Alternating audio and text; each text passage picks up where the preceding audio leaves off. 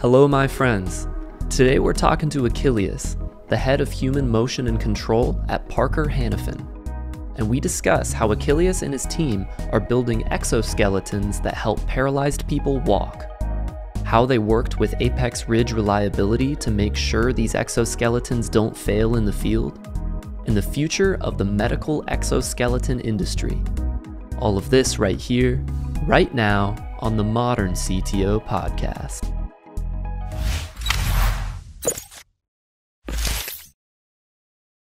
Well, tell me a little bit about your origin story. How did your career kind of start? I was born and raised in Cyprus, which is a little island half the size of New Jersey in the Eastern Mediterranean, by the way. Thanks to a scholarship program called Fulbright, when my first time I flew out of Cyprus was to Manhattan, New York. It's a long flight. Yeah, long flight, and can you imagine the culture shock from this little, Cyprus has less than 1 million people, by the way. That's it. So you imagine Sicily. It's very similar. New York, Columbia, and studied engineering there. I ended up with a master's in robotics and control systems. Those kind of my passions. And ended up applying that to the Middle East. Basically, my first job was building air bases in Saudi Arabia for some new aircraft they bought. Did that for a couple of years. Then came back to New York, became kind of a home for me.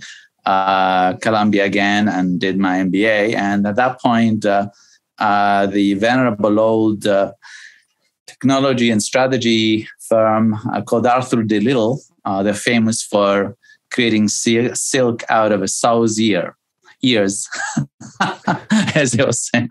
So they are behind a number of innovations, everything from like Bluetooth to things like that. They're kind of they innovated the whole field of consulting in many ways. Boston Consulting Group was their spin-off. So it's an interesting group of people. And so they somehow discovered me in New York one day and said, this group in Boston wants to talk to you.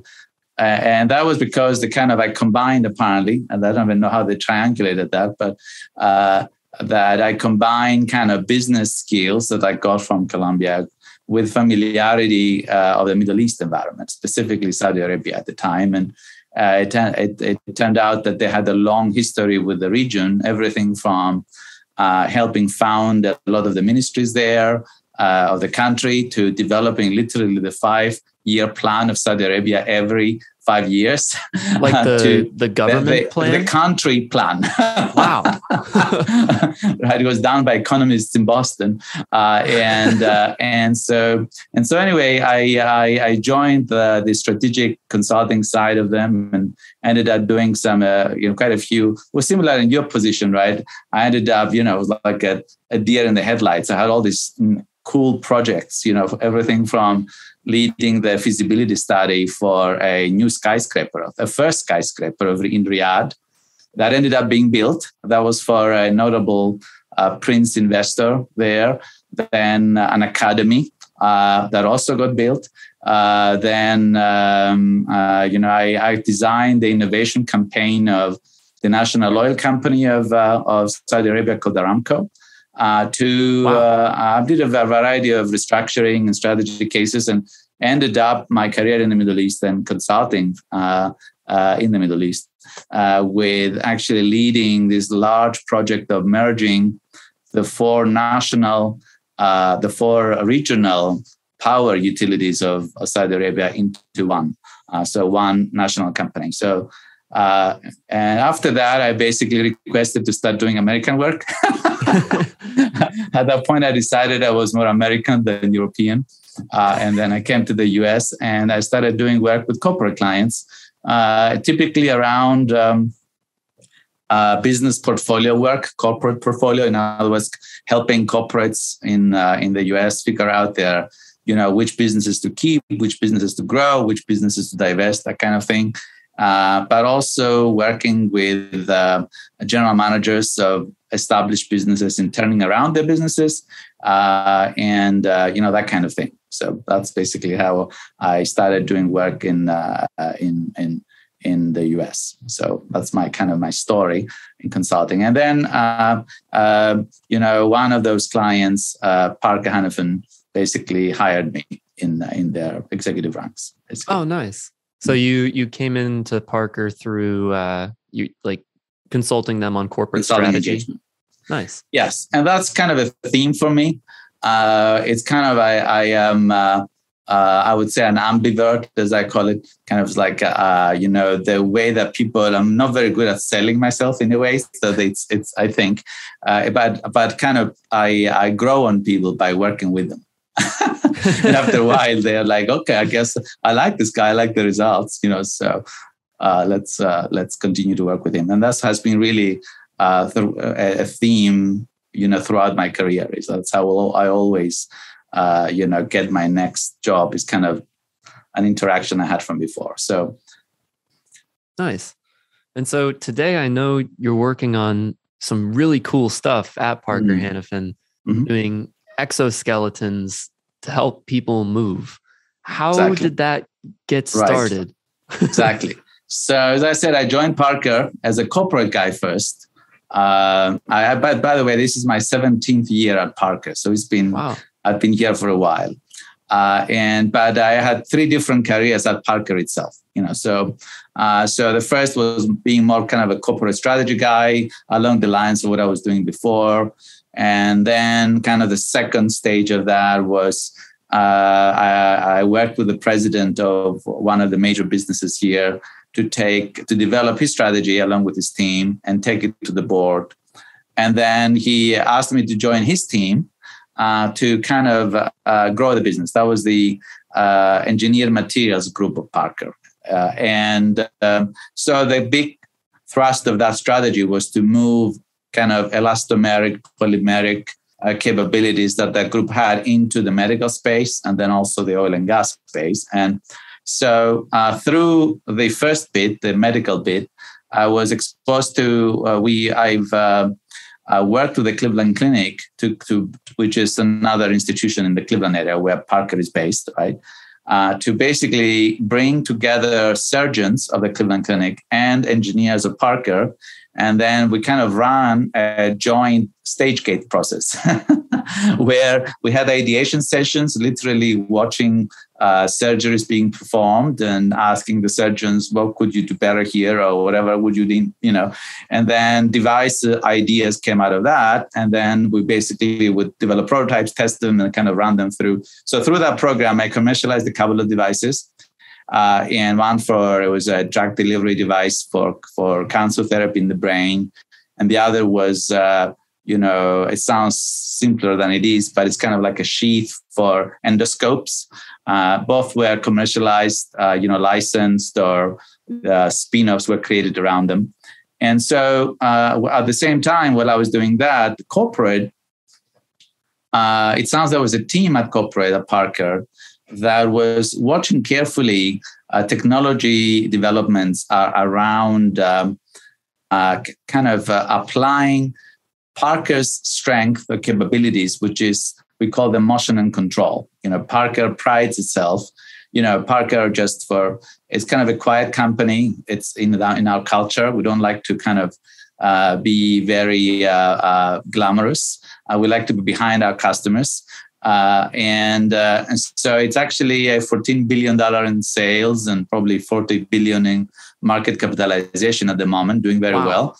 But basically, it moves and controls things. So we have technologies that, appear in all over the plane, an aeroplane, and we serve everyone, Airbus and Boeing. Boeing is a 100-year-old customer of Parker, so long relationship. John Deere, the same. Caterpillar, the same. So basically under Caterpillar and John Deere, you see a lot of assemblies at Parker, basically. And so again, we move and control things. And so it was an aspiration of our leadership team to try to move the technology into the human space. They felt that area was unexplored. And they had a team of PhDs looking at things that would make that happen. So they noticed, for example, in the early 2000s, with the advent of cell phones, that all of a sudden batteries actually started to become more powerful and powerful and powerful. And so any devices that people imagined before to try to help impaired people move or augment the motion of people, right, and make them stronger. Imagine, Superman of sorts. That before the limitation was that they had to be tethered, right? All of a sudden, with batteries, and actually, really, it was electric cars and cell phones really led to that development. Made it possible to untether these devices, right? Then you had advances in materials. You had like titanium, carbon fiber, and aerospace grade aluminum that made them lighter. A lot of them actually, you have also fancy polymeric, thermoplastic, elastomeric pieces that are very sophisticated nowadays that make the device kind of comply to the human physiology. And motors that are flatter and quieter and energy efficient. And so they basically felt that, that may be an area of interest right now. We can actually make that happen, right? And so they looked around. There were several technologies. In fact, they found there were a couple of startups already that were publicly funded that were dealing in exoskeletons, one for military and one for kind of medical purposes already. And they basically identified this technology at Vanderbilt University,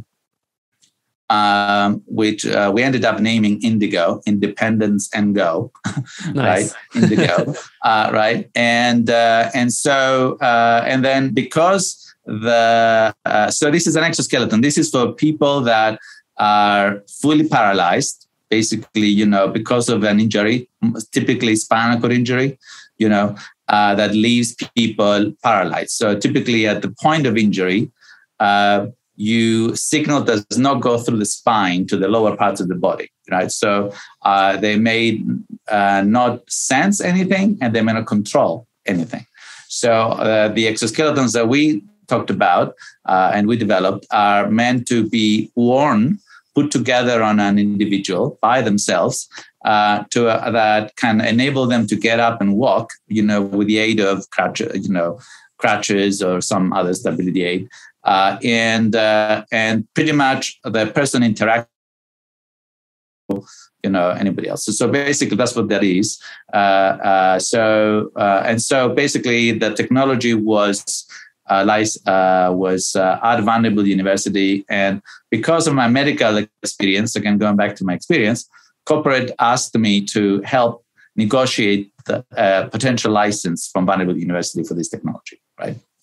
And it turned out that the young co-inventor of the technology that we also hired, after we licensed the technology, they asked him apparently, who do you want to work with from all the people you met at Parker? And he said, this guy. Nice. So I was chosen by the inventor, I guess, too. And so basically I was, offered the opportunity to build a new business from scratch at Parker to commercialize this particular technology, but also to define what human motion and control means for Parker. In other words, right? So it's an interesting concept, but, if you have to break it down, right? What does that mean exactly? What kind of devices we're talking about? Well, more importantly, what devices we're not including in the space. And we actually discovered that, if you talk about there are already human mechatronic devices that we call. That's what the field we call it, human mechatronics. There are already devices out there, that are commercialized, and there's a whole industry.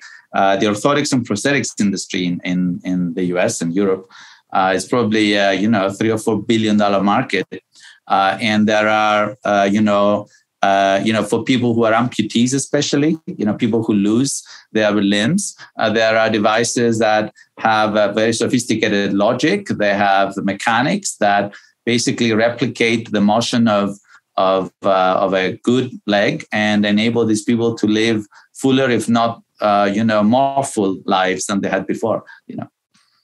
Yeah, I actually, one of my best friends, and actually I live with him currently, lost his leg like about a year ago. Although luckily it was below knee. There's actually like a huge like medical drama around it where doctors were fighting with each other between above knee or below knee. Ended up getting to keep his knee. So he has a much less sophisticated prosthetic, but I've picked him up from. Are you familiar with hanger prosthetics? Yes, very much. In fact, yes.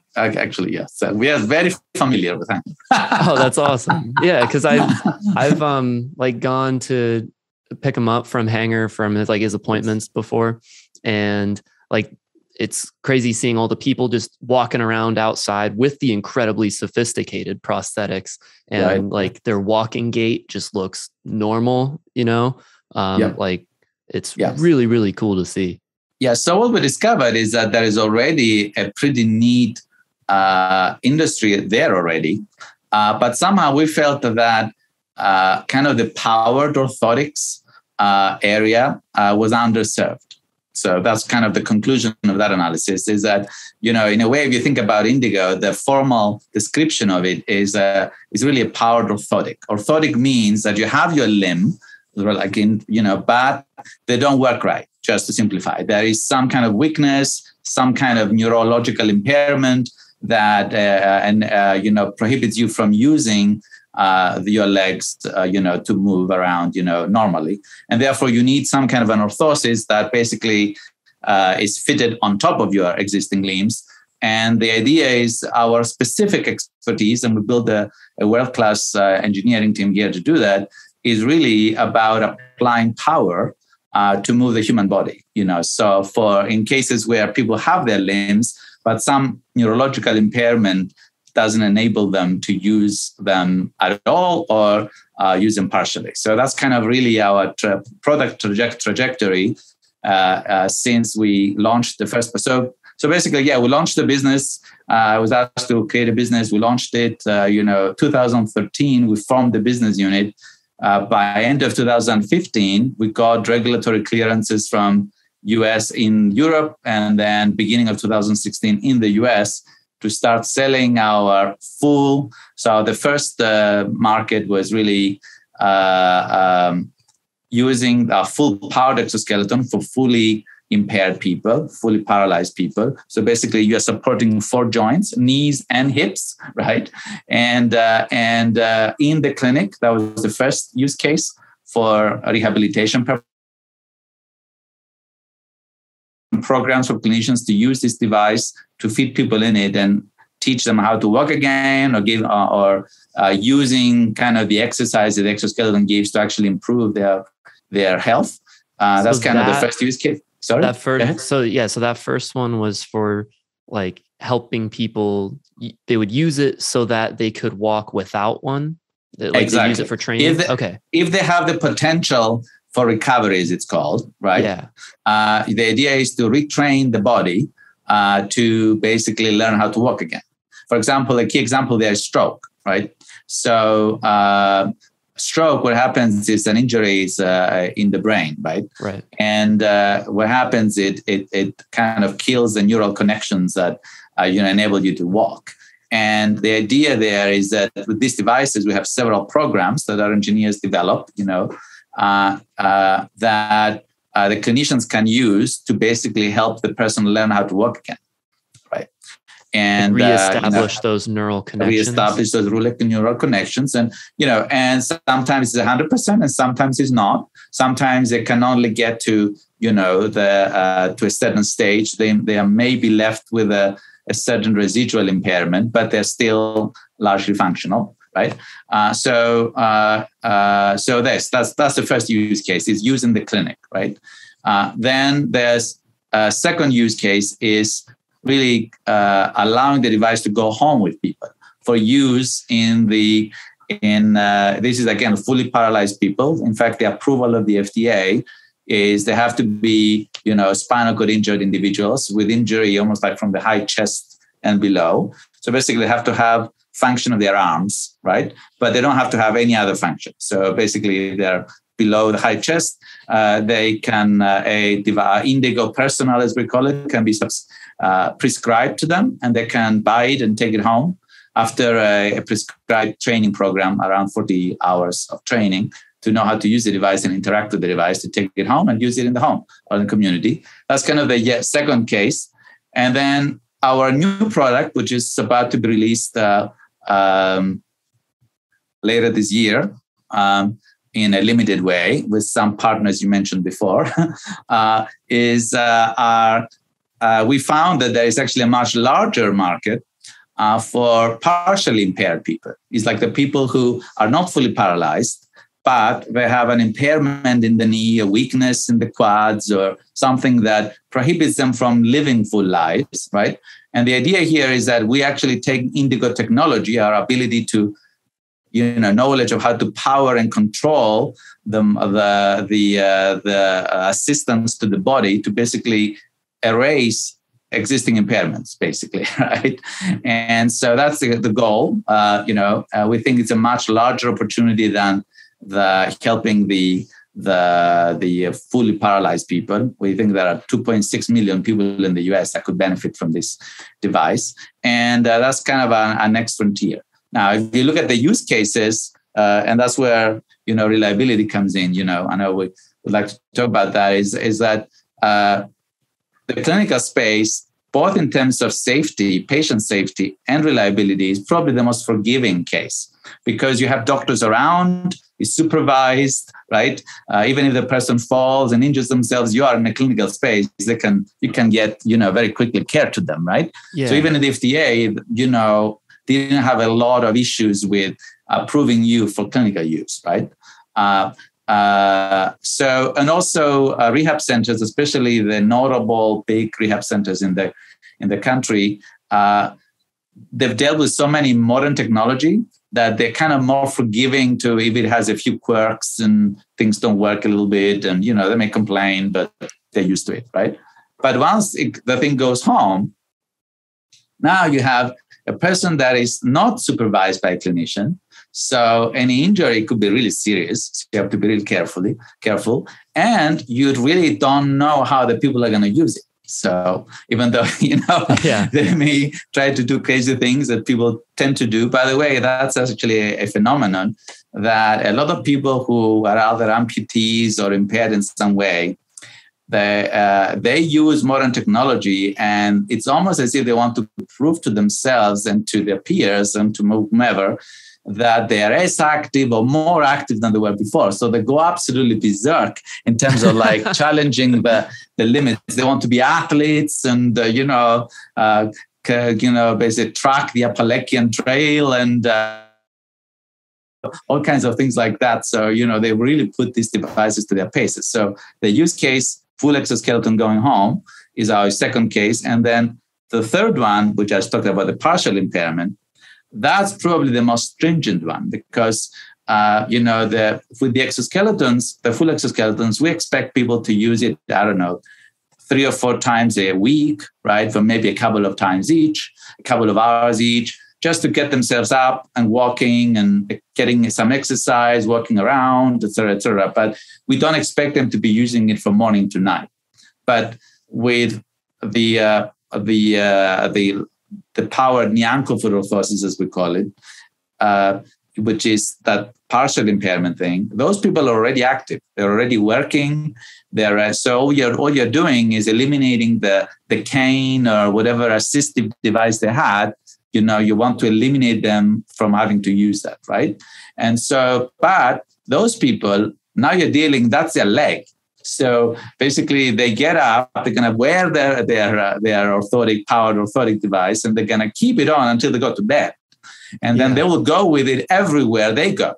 And in fact, when we designed our new product, we talked about these scenarios, these personas of where we're saying, Jack in Minneapolis in the winter, right? He's a student, he likes to hike or whatever, or somebody in Arizona or somebody in New York, having to go through the subway and so basically just to challenge ourselves that this thing needs to operate like first of all, it has to be bulletproof in terms of reliability, fully reliable, and live with the person from day to night, right? And that's most stringent kind of use case in terms of reliability, durability, et cetera, right? So, yeah. So, yeah, we were originally introduced through Adam Bahret of correct. Apex Ridge. And yeah, I really enjoyed his episode of the podcast just because he's, his resume of the different like companies he's worked with, you included, and as well as like Boston Dynamics and all the other really cool projects he's worked on. How did you find him and decide to work with him on the reliability engineering of the exoskeletons? Yeah. So as I mentioned, it's important. I'm glad that we kind of set up those 3 different, markets that we are targeting our products, right? So when we first hit the first market, which was really the clinical market, right? That was most of our sales. By the way, since that time, I won't go into financials. We're a public company, but we have sold 280 devices. There are 280 devices in the field, 70 of which are personal. So basically, people walking around in Indigos, in the US and Europe, right? And each one, by the way, the clinical device is around $130,000, and the personal device is around $100,000. So we're really selling Teslas, in a way with this thing. So when we first hit the clinical market, we started actually having some issues in the field. And we started tracking those very carefully, as you do with medical devices. And I recognized that we had a blind spot. And the blind spot was, we were very careful at recruiting our engineering team. As I mentioned, this is kind of a new emerging field of human mechatronics.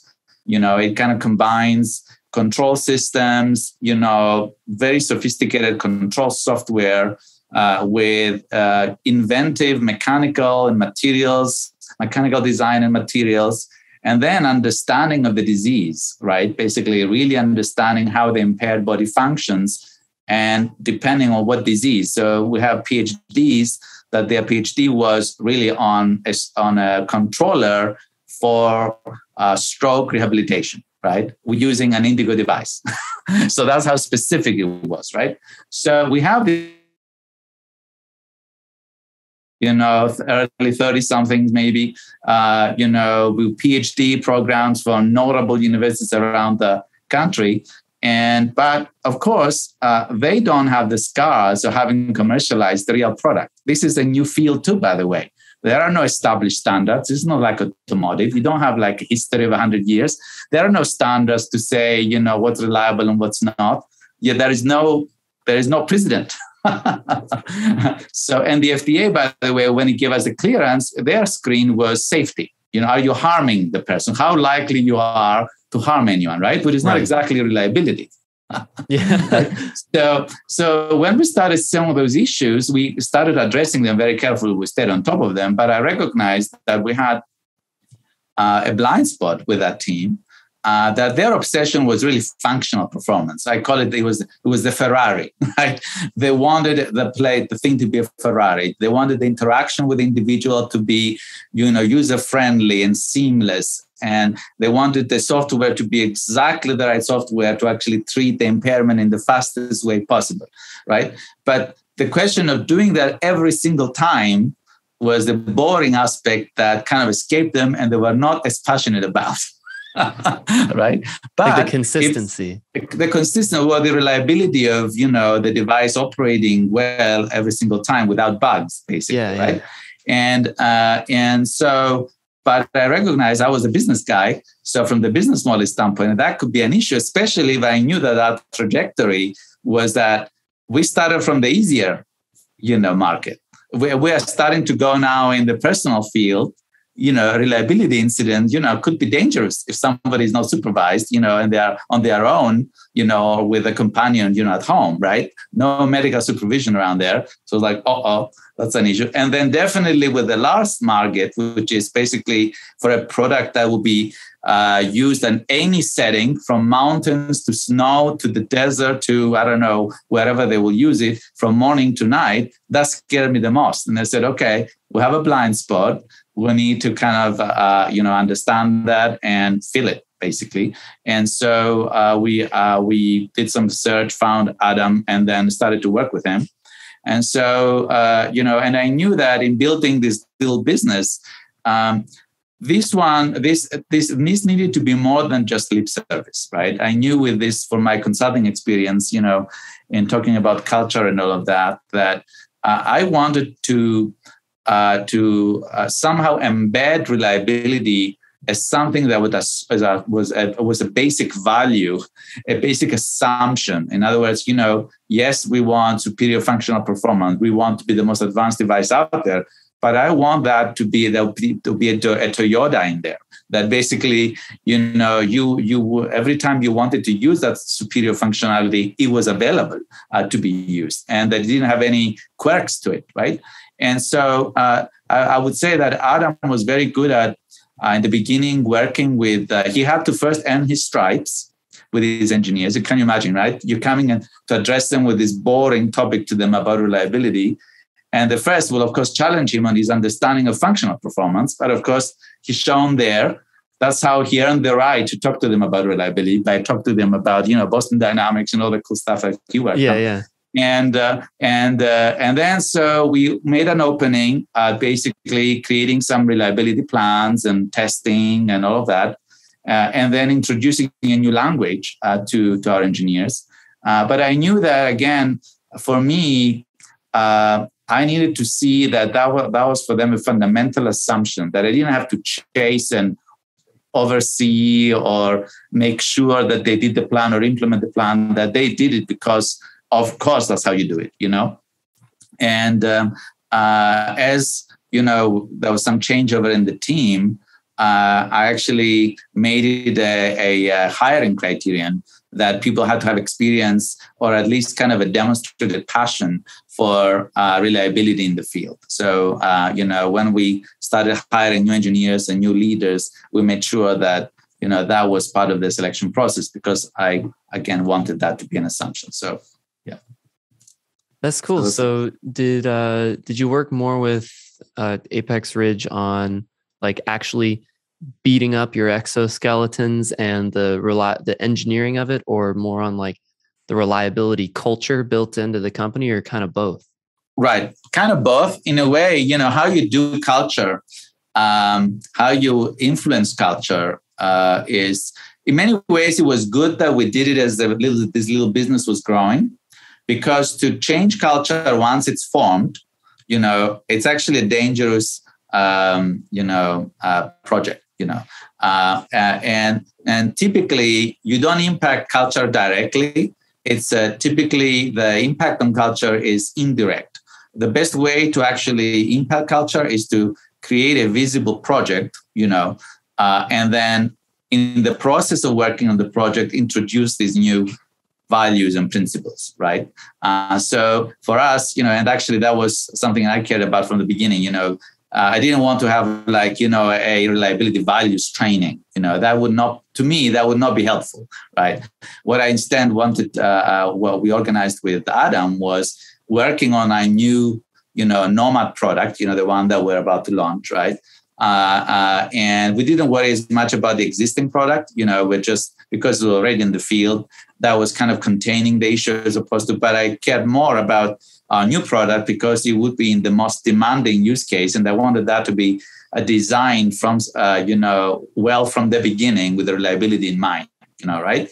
And that's where I asked Adam to focus, work with our team that in the design process for this new Nomad product, that they consider reliability, right? And so he was part of actually the design, but he represented reliability, if you know what I mean, right? So there was part of the design workshops. And then he, of course, brought on some tools, which are some statistical tools. He brought some testing approaches. He has his own testing facilities as well. He helped us design testing rigs and testing approaches, and so as to put the Nomad through its paces. And he's actually now when we do design reviews are a big deal for a company like Parker, but also for the FDA and the medical regulators. Adam is our kind of an external expert contributor representing reliability in these meetings. So when we review different stage gates of the design, you can look at it. Okay, have we captured everything from reliability standpoint? Do we need more testing? Are we ready to launch? Are we ready to transfer from design to production? So he has an opinion basically as an external advisor to us. But that's really cool. In that process. So that's how we're kind of working with him. Yeah.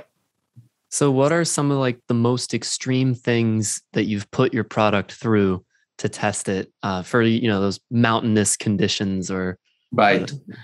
So you're looking for dramatic failures. I would say, the one that I like the most is that we actually have a squat-like device back for the big exoskeletons. So literally, we load up, a contraption here with weight, and the exoskeleton has to literally do squats up and down, With a person in it or on its own?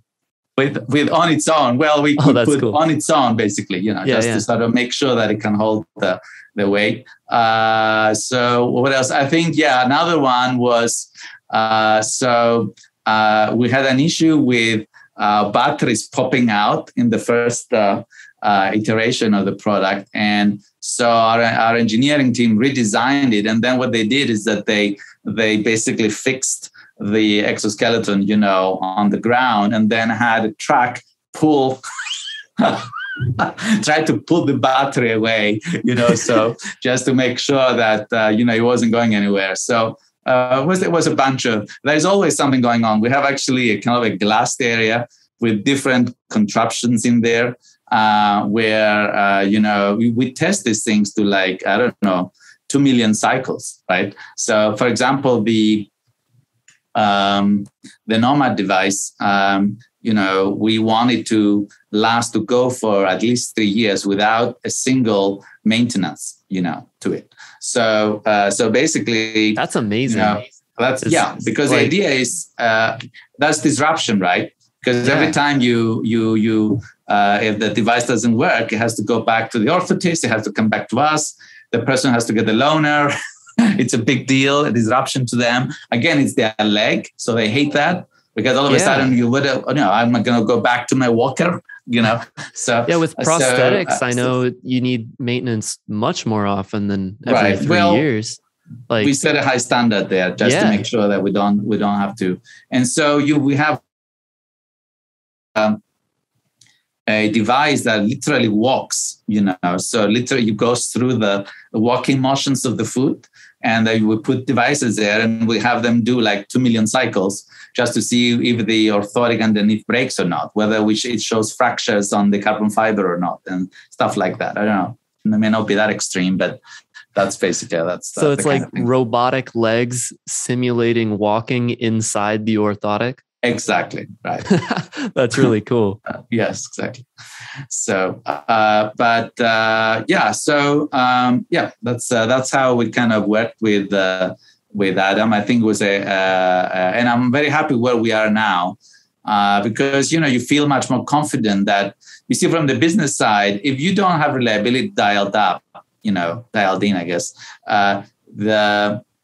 you always have to watch your back because, an incident in the field, especially when you start to scale, right, can be really, really detrimental to you building your brand, building your business and all of that, right? So, and that's what I'm trying to basically tell the engineers is that I know it may be boring to do all these tests and things, but if you want to continue have the opportunity to develop new functionalities and new neat products, you need to make sure that the product in the field does well. Because if it doesn't, we can't build a business, which basically means we can't fund new programs that for you to work on. And so you have to kind of teach them the full cycle, right? And kind of rationalize the need for them to spend time on reliability, right? So. Are you able to share what kind of time frame you're looking at for the product for partial impairments getting out to market? Right. So, later this year, we are partnering with a major network of orthotic clinics in the country, right? To basically, there are some 3,000 clinics in the US that are fit orthotics and prosthetics, basically. So there is one company that owns over 800 of them, right? So it's a major channel.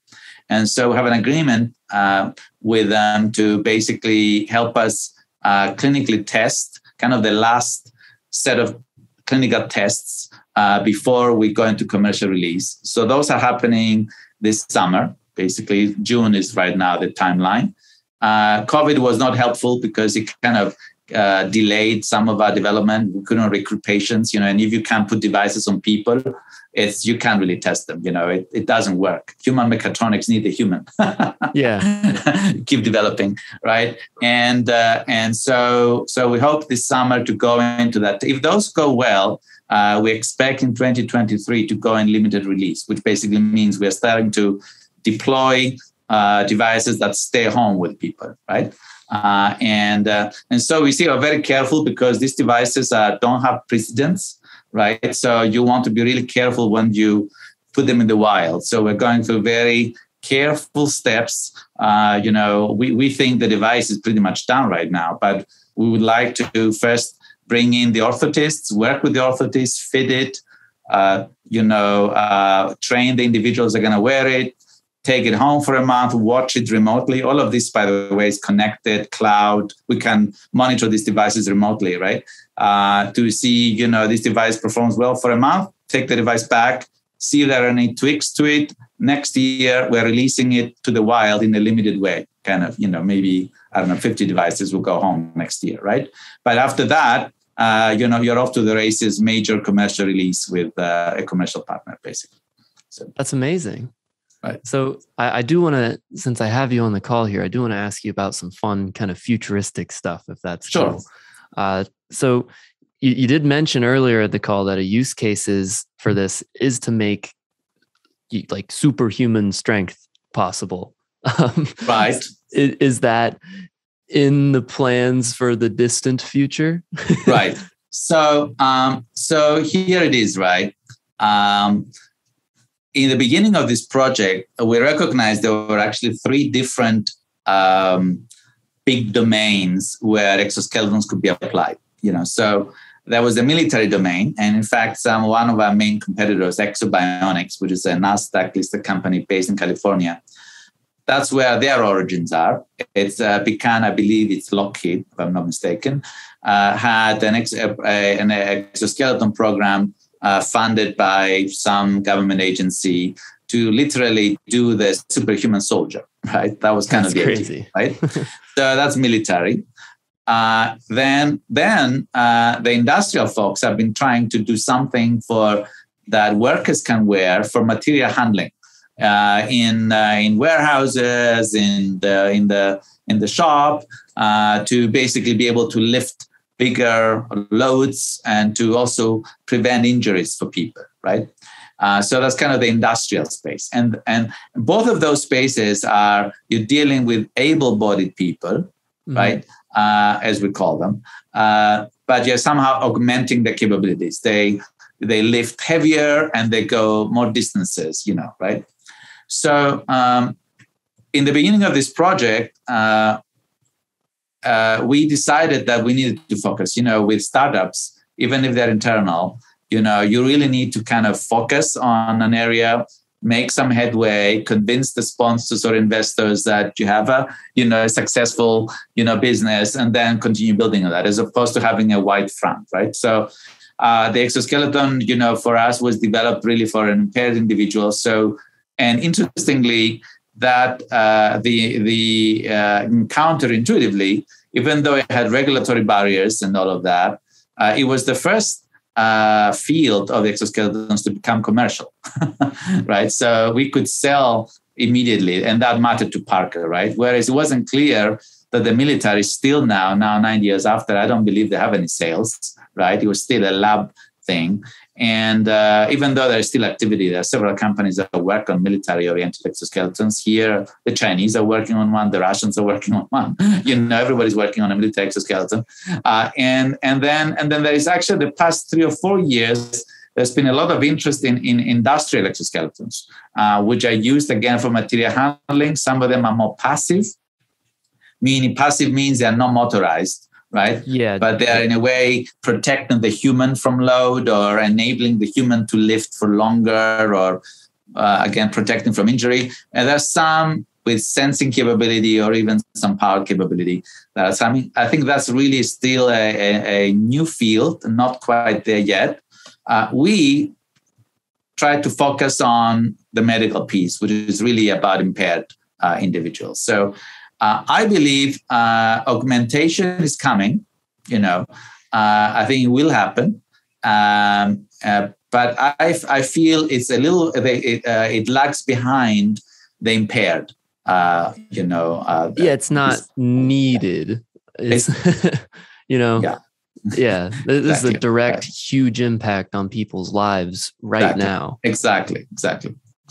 Right. So but I think it's going to happen. I mean, I think these are not going away. There's a lot of VC interest. I mean, we developed the business on a budget, being under a disciplined corporate entity, right? But our two competitors, I would say by now they raised $250 to $300 million each in commercializing their exoskeletons. There's a lot of VC funds out there for these kinds of technologies right now. Yeah. So how much do you guys do much with like neural implants to be able to control the exoskeletons with your brain and no buttons or anything? That's a great question. So that's kind of intent recognition, as we call it, right? So that's another debate we had in the beginning of this project, and you have to take some risks as to and make some judgments as to the readiness of the different technologies, right? So there are a few different technologies. How do you read intent? In other words, you can obviously power somebody's legs, right? But the question is, how do you connect the person to read their intent, basically, right? As to what they want to do. They want to get up, they want to walk, they want to stop, what they want to do. So at the time when we began, and I still believe it's still the case now, even though there were several, it's easy to create hype on the net about these things. They're very exciting. But to be able to read brain states, you can probably, I'm told by our experts, maybe 2 or 3. In other words, on, off, and maybe something else, right? So maybe you can initiate a sequence by having some kind of a contraption reading your brain signals, right? And that happened. You are able to turn on and off, maybe one more state, but that's about it. But the control of a whole body with all the different modalities you need to have to keep a person safe, right? It's almost impossible to do right now, I believe, just by reading neural signals, right? Now, you can then tap on internally on signals, right? And then use those to drive the machine. But even that has been rather unreliable. They're EMGs called, right? And there are several devices that tried that.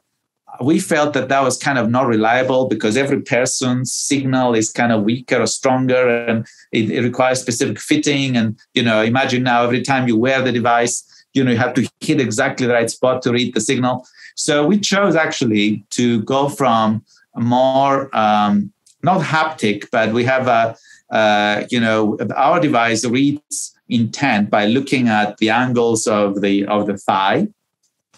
So which is kind of the natural way that the person positions themselves to move. So by actually starting, it's almost like, we call our device a legged Segway. In other words, if the person leans forward, it basically tells the device, I want to advance. If it leans back, it tells the device, I want to stop or pause, right? And then the other thing we have is that we have vibrations, that the person can feel, even though they can't feel anything else, because the vibrations go through their bones, right? So to basically, if the person wants to move, they lean forward, then the device will vibrate, right? And then you start counting. And then basically the person maintains the posture that basically it tells the device, I want to advance, right? And you can set all those adjustments that basically the device communicates with the person through vibration, right? So we found neat tricks like that to be able to avoid what we call unreliable ways of, tapping into your brain or signals on the device, to basically have a reliable signal of intent to the device, right? But I would say that's probably coming. Already you hear of, now, then there is a stimulation. This is about reading intent. I would say reading intent directly from the brain or from other nerves is coming, right? There are, especially for prosthetics, there are some work that was done by Alfred Mann Foundation. I don't know if you're familiar with them. I understand one of the major prosthetics manufacturers also bought the technology.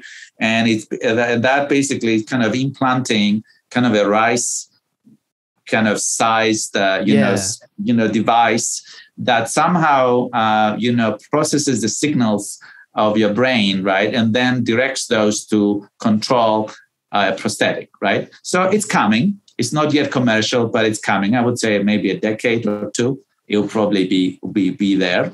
Now, for stimulation, though, that's another field. Now you are stimulating the nerves, right? So the holy grail of these is actually a convergence of pharma, exoskeleton type devices, and then stimulation on the nerves. So, and we think that's it will like require all the three. So, yes. So basically, right now, what you see, that in fact, we're invited by the VA to participate in the study using Indego, which they're basically implanting these stimulators on the spine of these veterans, of that are paralyzed. And what happens is by stimulating the spine, you're now opening it again to learning. You're somehow opening up the signal, right? Interesting. And so now you can use exoskeletons to teach people something. And you can even maybe use stem cell or other pharma interventions to, basically encourage the growth of those cells, of the other spine cells and stuff like that, and accelerate that learning too. So we think going forward, people that are deemed now to be having no potential for recovery will have a chance of opening up the potential using stimulation, right? Neurostimulation. And then in conjunction with, and then the exoskeletons then become a teaching tool, right? So basically the idea is that you wear the exoskeletons until you're at the point where you don't need them anymore, right? Because you now started, to recover. In all likelihood, you'll probably improve your situation. So you'll be more mobile, but it needs some degree of assistance from exoskeletons. We think orthotic devices that are intelligent and powered are here to stay, right? But definitely there will be advances in pharma, stem cell research, and neurostimulation that will open up the possibility of recovery to more individuals that are now, impaired. Basically, that's why we think the whole thing is going. Yeah, that's super exciting. Yeah, I agree. Well, before we wrap up, is there anything else that you want to call an extra shout out or attention to about, like, just in exoskeleton industry or about Indego? Right. I just wanted to say it was a privilege to work in this. I would say it's kind of the first time in my career that, what I worked on had a true purpose, right? And it was really tangible. You see these stories of the people and being able to impact them a little bit, to make them a little bit more mobile, a little bit more, improving their quality of life somehow, gives real meaning to, tech. It's not just cool for its own sake, but actually impacts people's life. And for me on the business side, what I felt it was necessary was to make this effect sustainable. In America, in modern capitalistic societies, right? So if you don't make sure that there is a viable business model around the technology, then the technology and the impact it has on people is not sustainable. So basically, the way I kind of justify my existence and my contribution was to make sure that I fought hard the past 9 years to try to, pass on the baton to the next generation of business people and engineers to continue developing this technology. Right? So